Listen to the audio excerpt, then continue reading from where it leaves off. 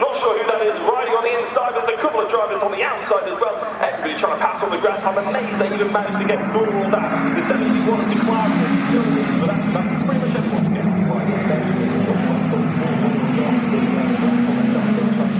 around the back. It's very wide there. Goes one of the cars at the top of the hill. All the fields sweep through past the gym there. There's the 754 there of Alfie Jenkins just coming through the shot side by side here for second place as the 40 comes through of Brandon Lane, sorry, I should say, as he comes through. Good start though from the 29, I have to say. Dan Thackeray started 10th on the 5th row, already coming through the scene here. It's getting side by side for third place as they come round Park and they come now through the gooseneck down in towards Mansfield for the first time. Yeah, so all the drivers still nice and close to each other, has to be said. Not too many indiscretions, not too many big bumping and barging. Nice to see everybody getting going and keeping on going as well. Now, let's have a look as they charge down towards the sort of mountain section. Now they're about to come across our commentary box and the fight for the race lead is starting to heat up. And is that the number 40 of Lane? Indeed it is.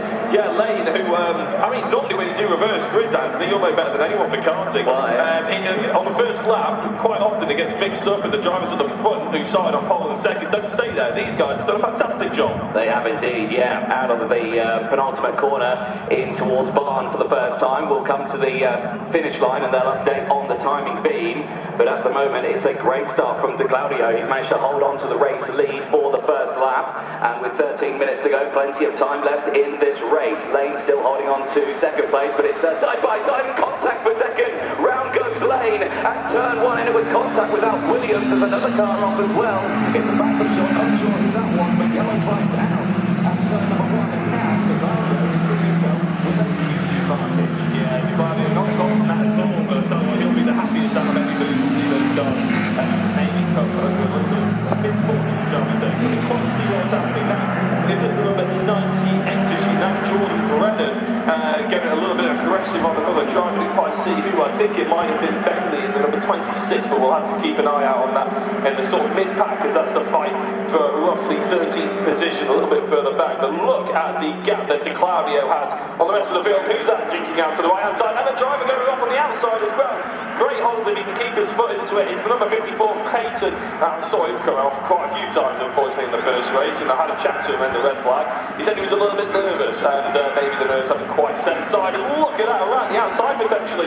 Great move for the red. I can't quite see the number, unfortunately. That was Dave Marshall. It was Dave Marshall. Oh dear, and there's Pennsylvania. He's coming off the track after his spin. So yeah, Mechanical Gremlins, that car going no further, which is a huge shame. But yeah, great overtake. Yeah, around the outside from Dave Marshall. Spoke to him before this race went out. He said he had a bad start in the first one because the cars in front didn't get away. He then had to stop, and then he got swamped by the pack behind. This time around, much better start, and he's making moves all the way near the mid-pack section now. Yeah, I think he's an advocate, isn't he, for where you qualify, indeed where you put your time. Even if it's amongst the cup category, that should be where you start. But obviously you're going to, if you get mugged on the start there, and it's a bit of a shame for those drivers. But I've got a great race coming out for you at the moment. I believe Brennan was making moves on McDonald and Fritz, actually. So look at that, Brennan started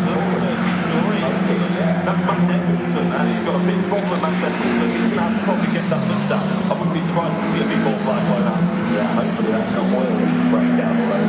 Because that was falling out at the bottom of the engine. And here now, they're fantastic back for the race lead. De Claudio, he's lost all that advantage that he had, and he's got a huge pack of cars all lining up behind. The number one of Cap is down the inside as they go through. Close go there, and it's very side by side.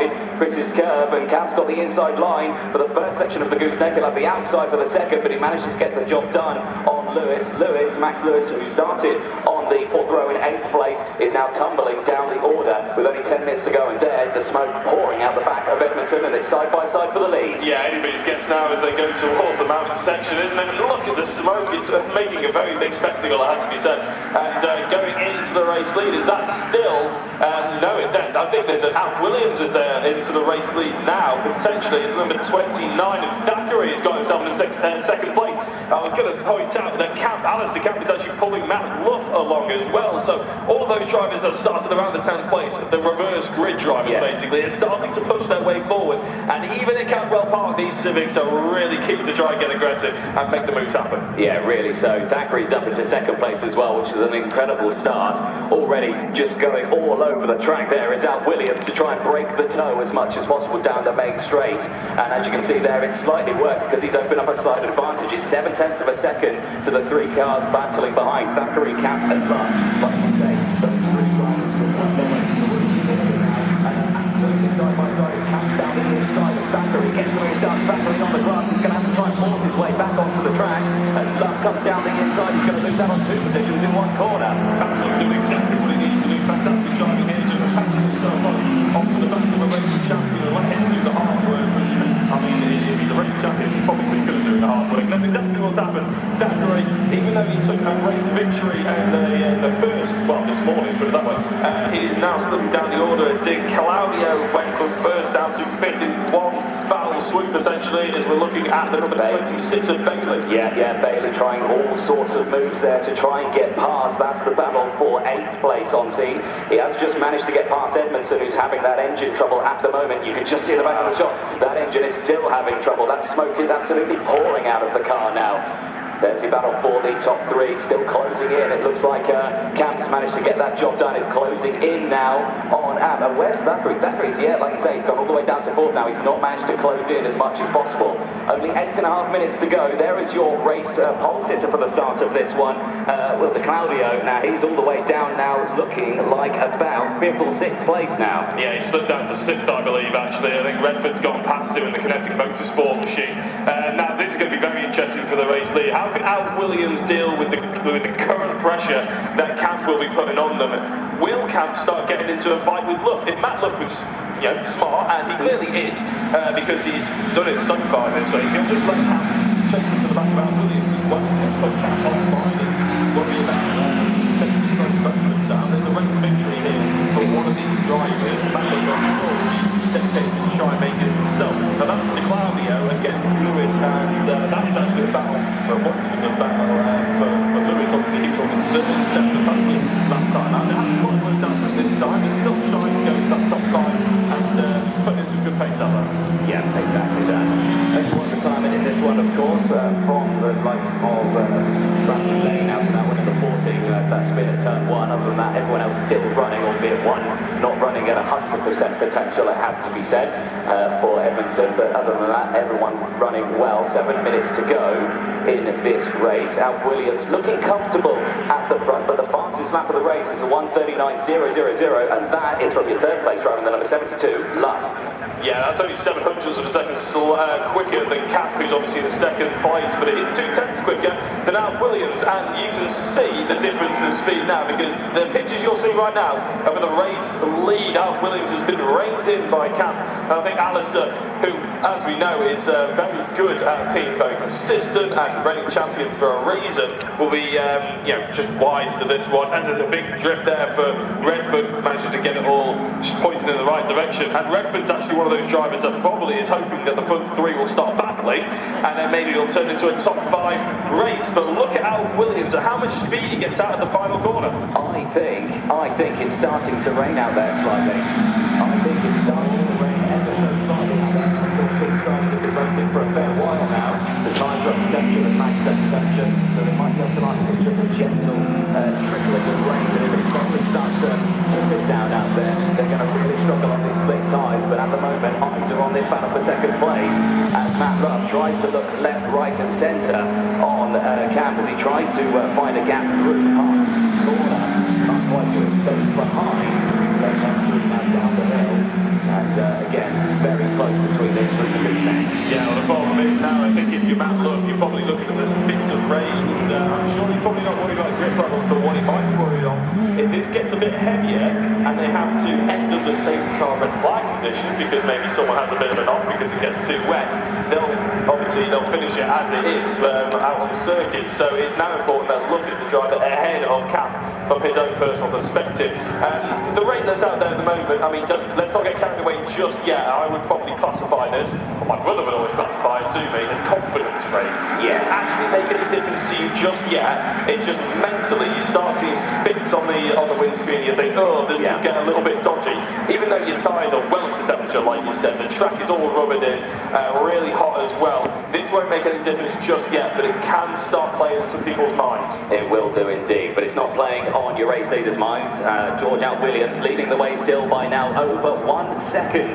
Now from the drivers behind of Camp and Love, who are still absolutely line astern. The rest of the field just behind as well. Thackeray, he's not managed to close back in on this, just in front of Redford though, with the fastest lap of the race. Now it's the 138. The only drivers getting into the 138, 949. It was Redford with the number 42 in fifth place. He's starting to close in, and there is a tie. The pit lane, and it looks to be the number 14 that's in. It is indeed Bentley. Yeah, and looks to try and put some pressure on Camp. It's going to be a difficult area to overtake around this back end of the circuit, but we've seen it done, put it that way. I'm very excited to see that these guys crack on with it now. How in the area back to the line we talked before, the area back when it seems to be they very rarely don't finish on the podium. And at the moment, Camp and Love, teammates, currently second and third. I'm sure Alan Williams said that he's starting to feel a little bit of pressure, but to be fair, his lap times have been pretty decent. In fact, on the last lap, he was half a second quicker than Alistair Camp. So maybe Alistair Camp is having a little bit of, confidence ratings, maybe playing a bit of a factor. Or he's going on the circuit like that. Yeah, go that. It was a slight mistake there. What I have to say, it was Love did pretty much the same thing. It'd be like, oh, you've gone off. I'll do it in sympathy as well. There we go. And I'll lose some time as well. Now this is really closing up here because Will Redford in that number 42 has right latched onto the back of Thackeray in that number 29. That is the fourth place. You can see Thackeray struggling with the rear end there. That's stepping out through Barn. Yeah, he's throwing it all over the place, isn't he, really? That rear end is just going to keep overheating potentially, and if it overheats, then it might get a bit slippery, and that's going to make the problem even worse. So maybe there's not something that's not quite right on the setup after race one, because he was so dominant in race one, it is slightly surprising. Having said that, Redford absolutely throwing this route off in there to try and get back on the power reserve as soon as possible. Matt Love in third place at the moment. Now, remember, we went and had a chat with him during that red flag. He was driving straight with his steering wheel at a 90-degree angle. Right. And he somehow managed to finish the race on that. They did have to change the rear tyres. I think they've got that all nailed down now, because look at how close he still can't make it past Camp, but that's not necessarily the end of the world. He just wants to score good points suddenly here today. George Williams is fine. There's no doubting that right now. He's doing everything he needs to do. He doesn't tank slower than Camp on that previous lap, and looking down to seem to be holding each other up.